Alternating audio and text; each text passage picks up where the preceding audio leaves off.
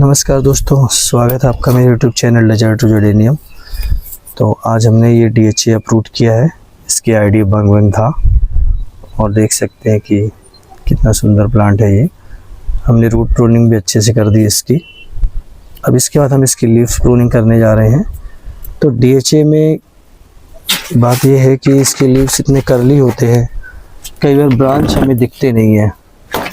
तो ये हमेशा ध्यान देना है, जब हम प्रून करें तो इसके ब्रांच ना कट हो।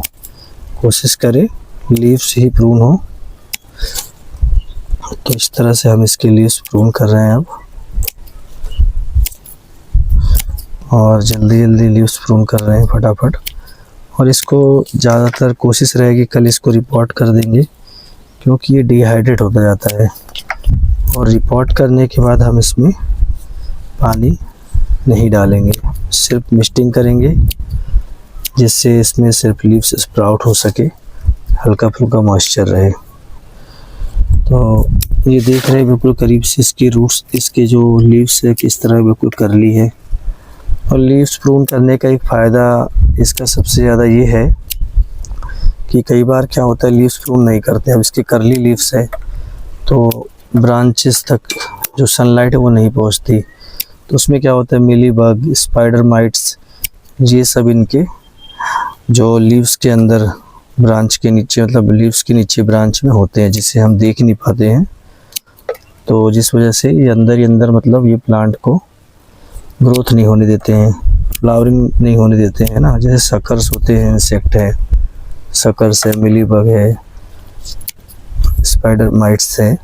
तो इसलिए लीव्स प्रून कर देने से क्या होता है कि जो भी कुछ किसी भी तरह के पेस्ट है या इंसेक्ट है वो मतलब पूरे से साफ़ हो जाते हैं, वो पूरे मतलब हट जाते हैं। फिर हम जब प्लांट को दोबारा रिपोर्ट करते हैं तो उसमें नए सिरे से लीव्स आती है, जिस वजह से प्लांट फिर से हेल्दी ग्रो करता है।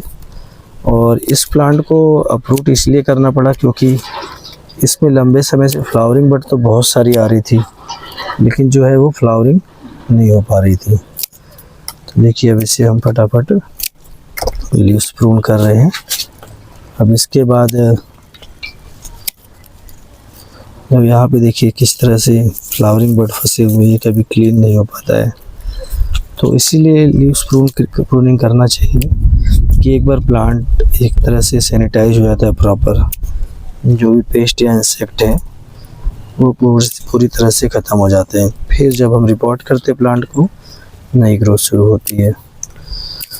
दोस्तों आशा है कि आप समझ रहे होंगे कि किस तरह से इसकी हमें लीव्स प्रूनिंग करना है, क्यों ज़रूरी है।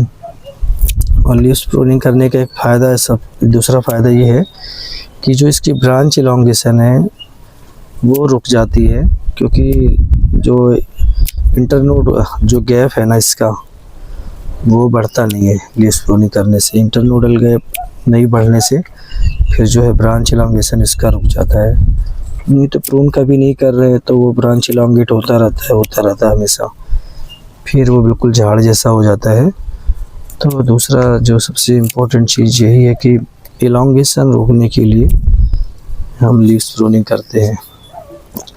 तो अब इसमें इतनी सारी लीव्स है, अरेबिकम से भी ज़्यादा मुझे लग रहा है, क्योंकि एक लीव्स के नीचे कई लीव्स हैं। अरेबिकम में ज़्यादातर ऊपर टिप पे ही लीव्स होता है, लेकिन DHA में पूरा लीव्स की भरमार है। अब ये लीव्स देखिए कट करते जा रहे हैं हम, और ध्यान देना है कि कहीं से कोई ब्रांच डैमेज ना हो हमारा। अब देखिए इसमें करीब से देखेंगे, इसमें वाइट कुछ है इंसेक्ट, सकर्स टाइप का इंसेक्ट है, जिनकी वजह से ये प्लांट में फ्लावरिंग नहीं हो पा रही थी, क्योंकि वो फ्लावरिंग बड को इन्फेक्ट कर रहे थे।